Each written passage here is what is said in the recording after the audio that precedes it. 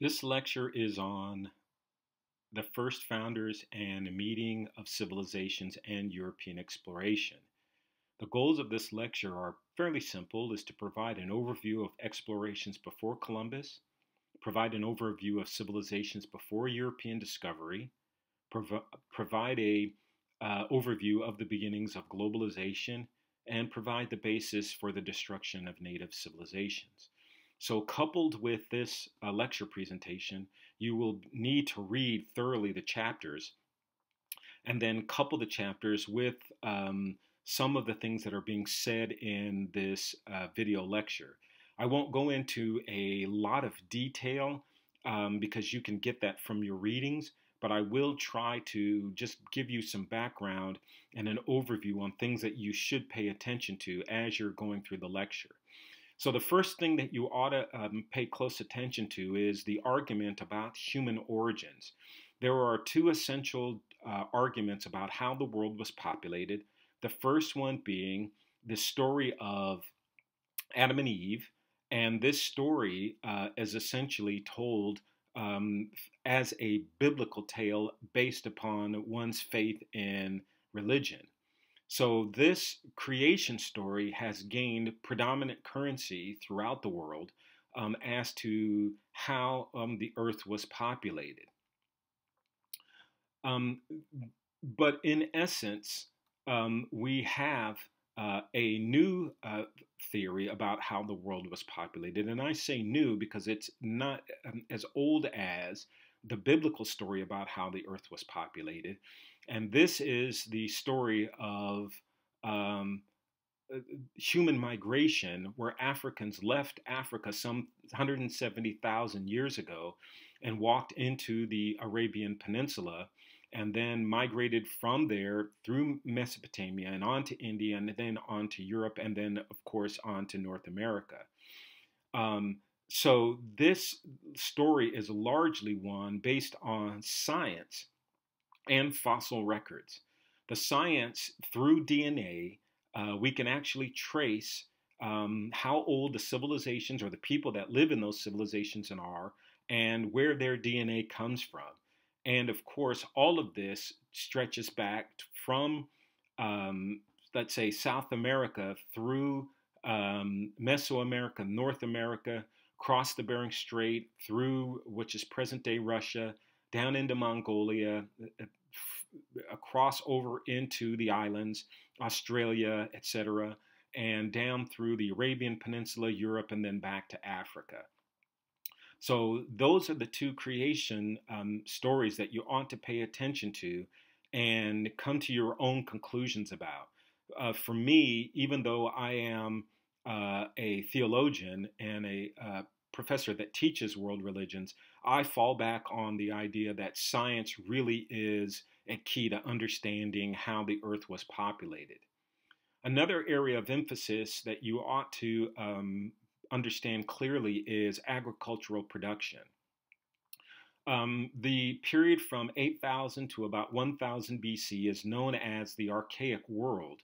And what we begin to see here is the shift in the human diet from large animals to a much wider diet in foods, and largely through eating of vegetation.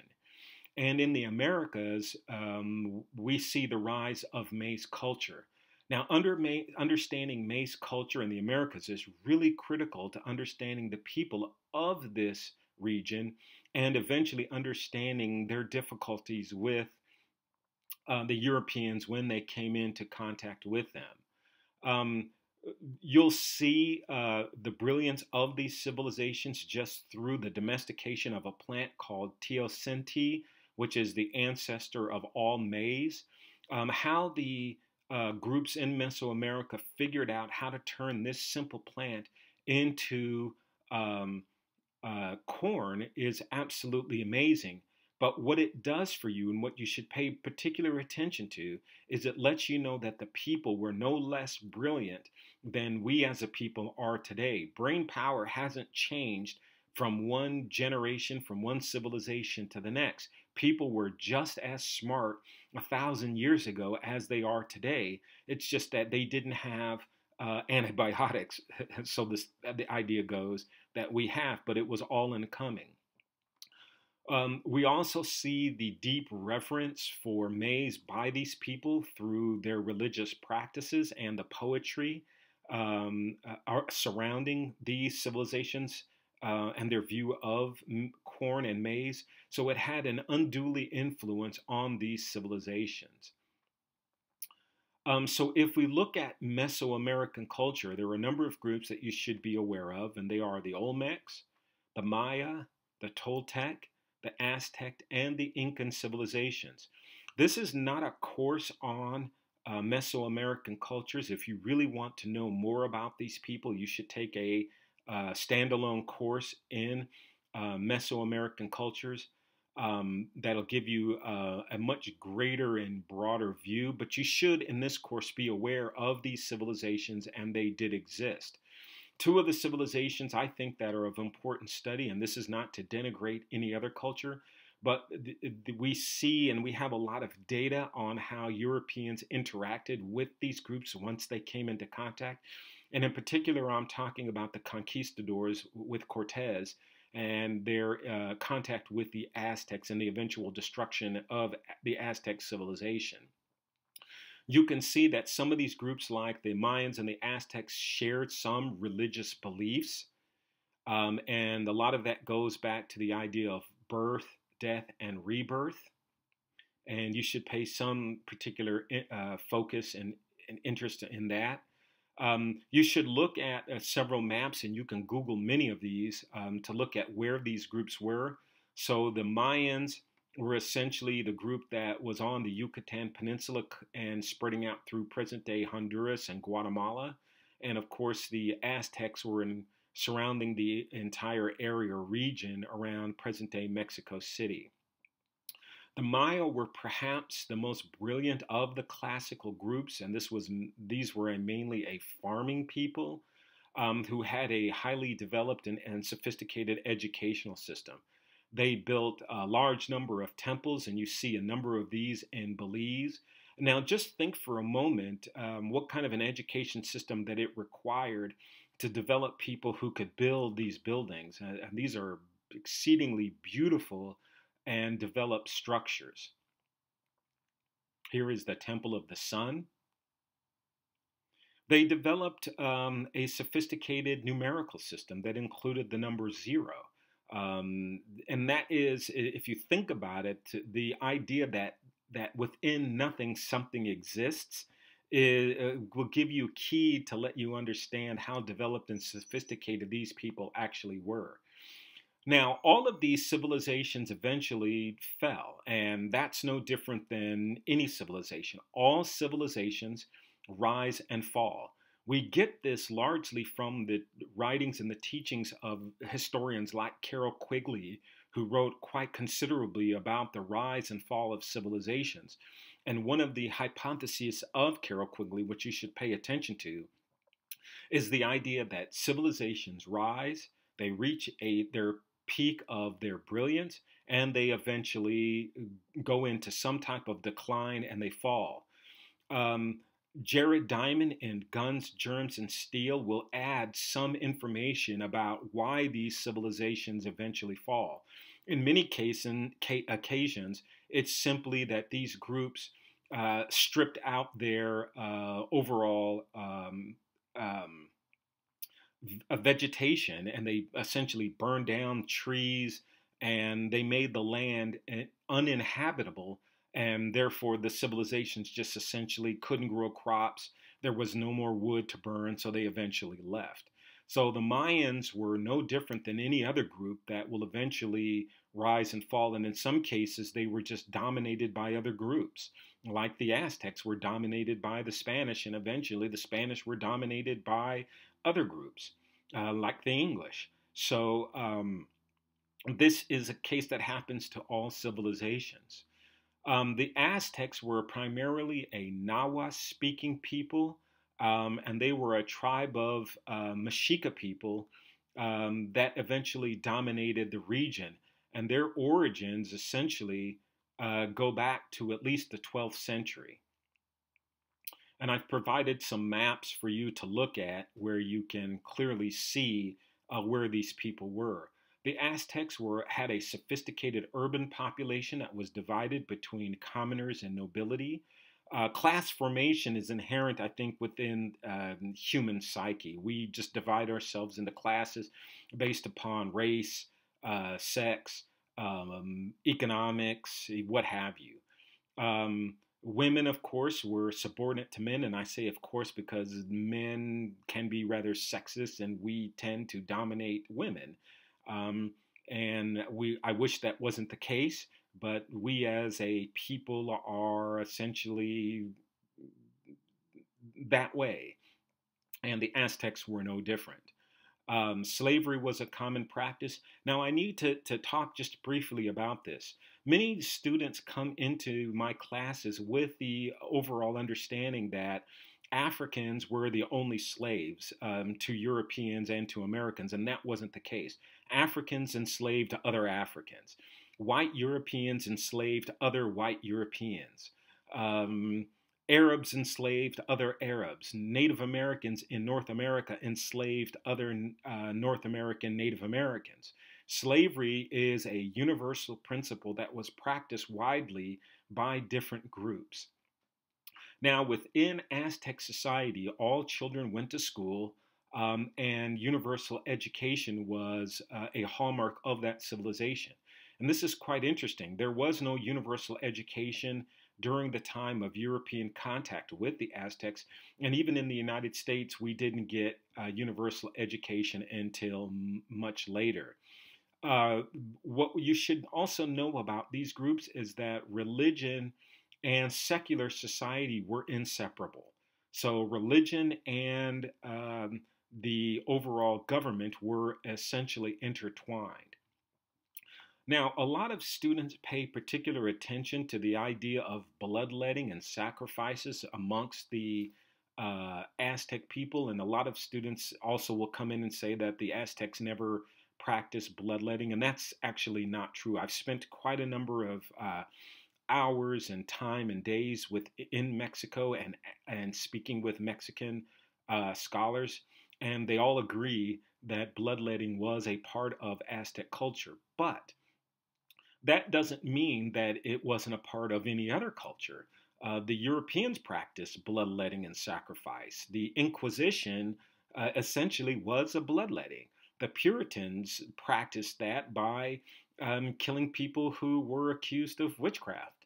Um, if you're really interested in this, you can look up the Legend of the Five Sons for a more detailed explanation on bloodletting within these societies. Now let's turn for a moment to North American Indians. And if you look at a map of where these first Americans were located, you'll see that there were a large number of these groups that existed on the North American continent.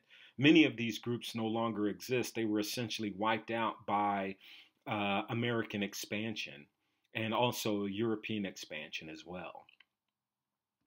Now, DNA suggests that these people were of Mongolian stock, although there are some genetic variations. For example, the Pueblo Indians averaged about 5 feet, where the Cheyenne and Arapaho were very tall, and the skin color varies from dark brown to actually black.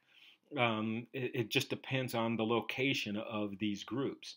Um, each of these groups also have their own creation myths where their religion dictates where they came from. DNA has largely refuted these creation myths, although they remain still part of the religious value system and belief system of these groups.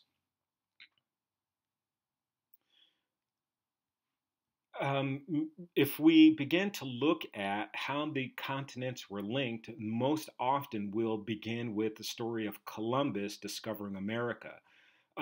This argument that Columbus discovered America has been under attack for at least 50 years. No historians actually teach this portion of Western history any longer. there is ample evidence and good evidence to suggest that there were other groups that came to the Americas before Columbus. The Chinese, the Africans, and the Norse um, are all now attributed to probably, to most likely, having came to North America before Christopher Columbus and other Europeans. Zhang Ho, who was born in 1371 in the Yunnan province and was actually Muslim, was a Chinese admiral explorer who probably came to North America in very large treasure ships. Um, some of these treasure ships were about 400 feet in length, as opposed to Columbus's ships, where the average length was about 85 feet. There are parchments and other evidence, and even maps, that indicate that Zhang Ho probably reached North America. There is also the legend of Abu Bakr II, who was the ninth Mansa of Mali, an African empire. Historians such as Ivan von Sertima have been working out sort of the details of this argument and has produced significant evidence to support that probably Abu Bakr did land in Central America. And one of the most interesting of this primary source data that von Sertima uses are the Olmec heads. You can read a lot about this in his book that was published in 1979 called They Came Before Columbus. What's interesting about this is that many people refute this argument, believing that, well, if Africans did get to North America and if they went back, where is the corn growing in Africa? It didn't grow prior to European contact. But Ivan von Sertima argues in this work that these people who, like Abu Bakr, who came to North America, never went back to North America. And so that's the sort of the counter argument. The Norse and the Vikings were known explorers, and they were largely responsible for populating regions of Northern Europe. France and England were eventually invaded by Normans who were Vikings, who came to the area. So the Norse primarily sailed from the 8th to essentially the 11th century, and they sailed across rivers and oceans around Russia to Greenland and eventually down into North America. And there are some interesting maps that will detail quite clearly and spectacularly how far the Norse eventually migrated to large portions of Europe and North America. Now, if we look at the European continent in the time of exploration, one of the things that you'll notice is a vast difference in the territory or the borders of countries that existed today and the difference in kingdoms and countries that existed during the 1300s. If you will pull out and look at a map of present-day Europe, you can see that there are just a handful of countries that exist in comparison to what Europe looked like in the 1300s. It's quite spectacular, and the two places are almost not alike. So during the course of European and Western civilization, people have attempted to create various forms of government. And the reasons for this are often have been for defense, food, land management, and the collection of taxes. So you have various governments that sprung up in different time periods during European history. And of course, it also is attributed to geography, time, and culture. And one of the interesting things to note about looking at some of these maps of Europe around 1300 is that you didn't need to be able to speak a particular language to find yourself being ruled by a king who couldn't actually speak the same language that you spoke. So, for example, you might have spoke, let's say, a German and could have been ruled by a king who spoke, let's say, French. This didn't become much of an issue until nationalism became a key ingredient to the formation of countries. And nationalism is a theory that we'll go into a little bit later on during the course of time by looking at people like Ernest Gellner's work on nationalism. But you should be aware of the various forms of government that existed. So, for example, we have England, which had a constitutional monarchy based on the Magna Carta. Milan was a military dictatorship. Rome was a theocracy. France was an absolute monarchy. In Poland, you had a parliamentary government. Aragon, the social contract. Switzerland, a pure democracy. And in Florence, you had a political machine. So, in essence, you can see from this in Europe, you had various forms of government and various forms of territory regions. So, in many ways, it was a very mixed bag. But that's something that you should be aware of and key in on in your readings.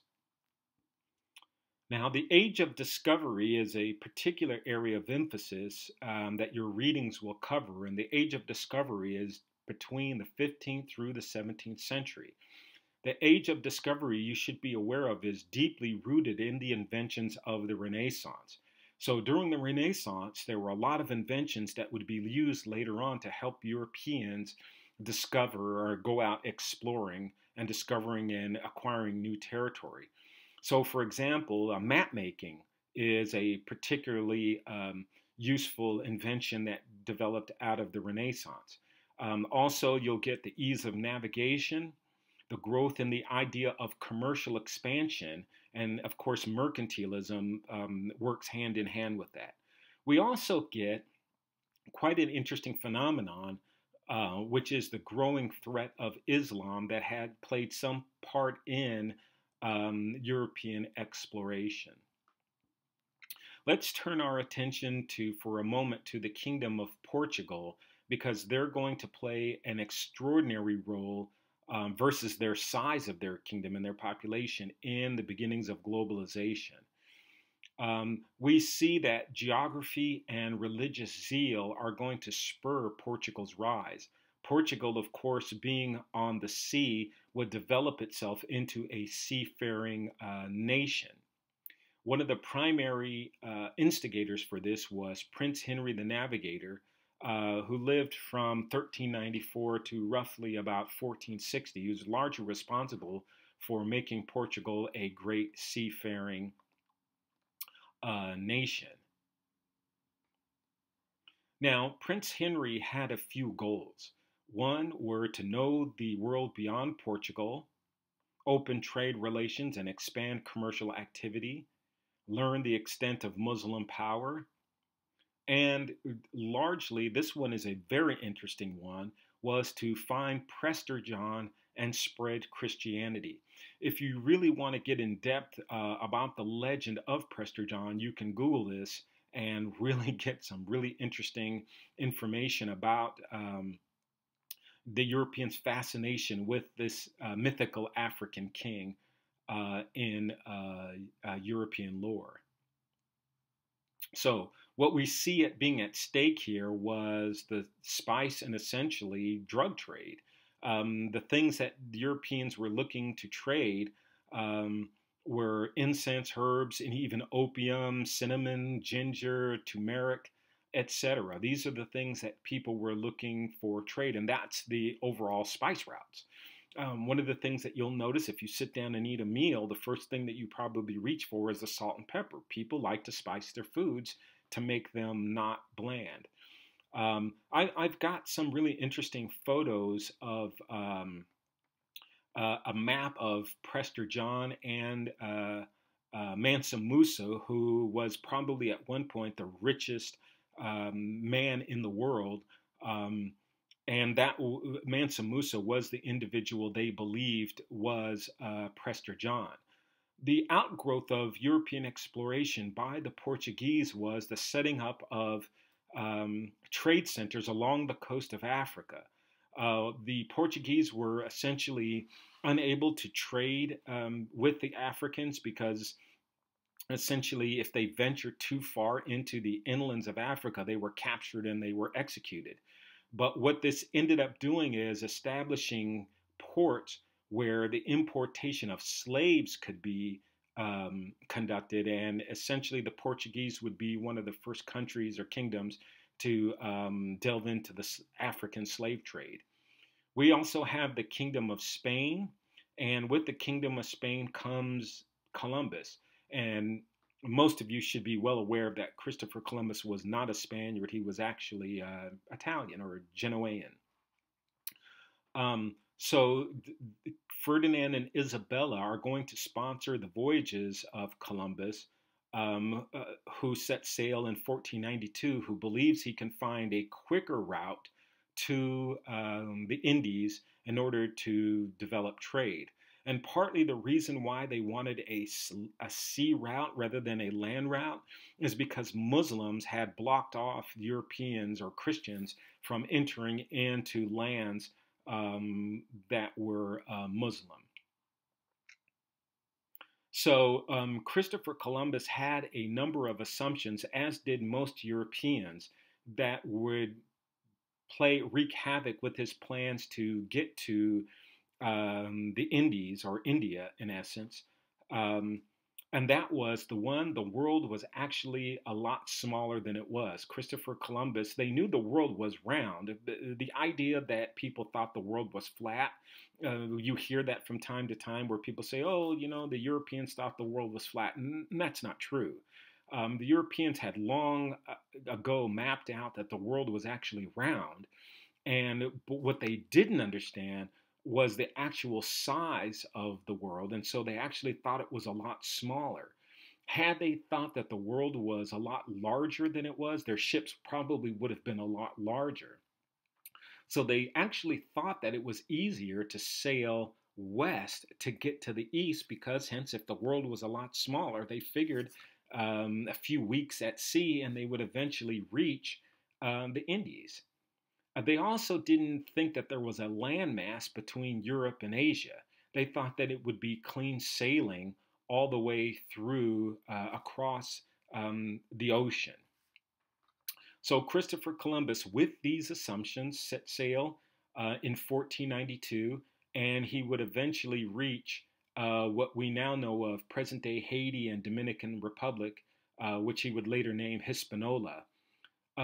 Christopher Columbus, one of the ironies of his voyages, would die around 1506, believing that he actually reached the Indies, in which he did not. But these are the things that you could pay special attention to Columbus's assumptions about the world and why his voyage was ultimately doomed. So if we pay a special attention to next the church and their role in exploration. Now, one of the things that the Roman Catholic Church began to do was to assert itself as exploration began to go underway. Their goal was to extend the reach of the Catholic Church, and they did this under what they penned the doctrine of discovery.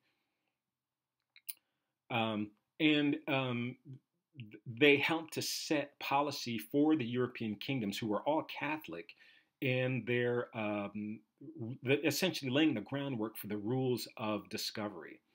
And ironically, what the Catholic Church basically did, whether they had essentially designed to do or not, was usher in the global slave trade from the 15th through the 16th centuries.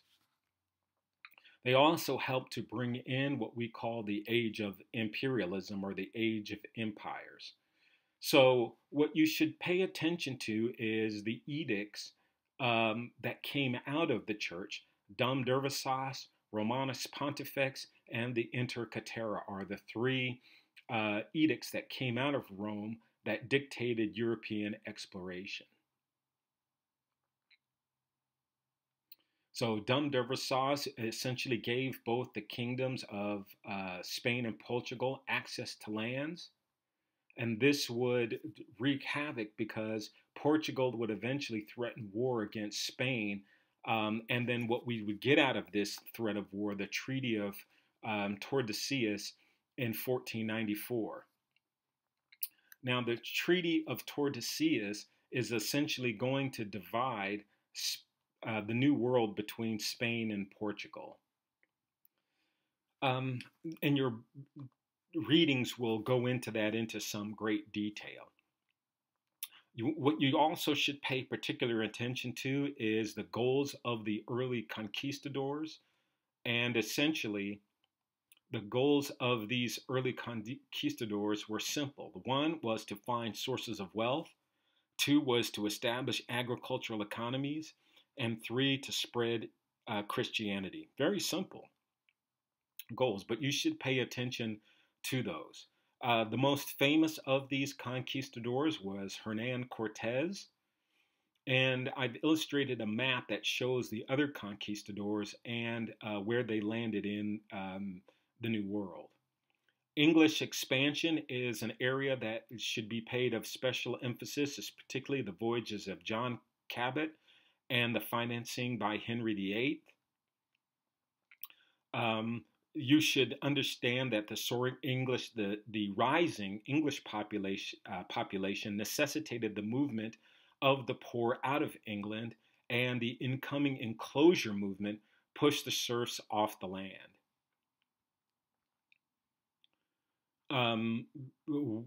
We get the rise of English Atlantic piracy with John Cabot, again an Italian sailing for England. John Hawkins, Francis Drake, and others would play key instrumental roles in English exploration. Your readings will take you to the founding of English colonies, beginning with the Lost Colony that was founded in 1576 by Sir Humphrey Gilbert. We also see other groups of people, the John White expedition in 1587, where everyone in this settlement eventually disappeared. You should focus in on that and understand what happens to those people. Now, one of the areas that your readings will cover is the Columbian or Grand Exchange. And what this is the movement of plants and animals to and from the Americas. And when you look out amongst the landscape, wherever you're living, one of the things that you will notice is a lot of vegetation. More than likely, the vegetation that you're actually looking at is not indigenous to the place that you're living. Most likely, the vegetation was probably brought from another part of the world and planted. It's just over time, we've just naturally see this vegetation and just assume that it's indigenous to the region we're living in, and that's not the case. Beginning as far back as the European exploration, we began to see the migration of all kinds of plant life and animals, and of course diseases, to and from the Americas. So from the Americas, we get corn, potatoes, sunflowers, and of course diseases like syphilis. From Europe, we get horses, wheat, oranges, lemons, and diseases such as smallpox. So all of these things moved back and forth from the Americas as Europeans began to transport goods and people to the Americas. So you should pay some attention to the exploration.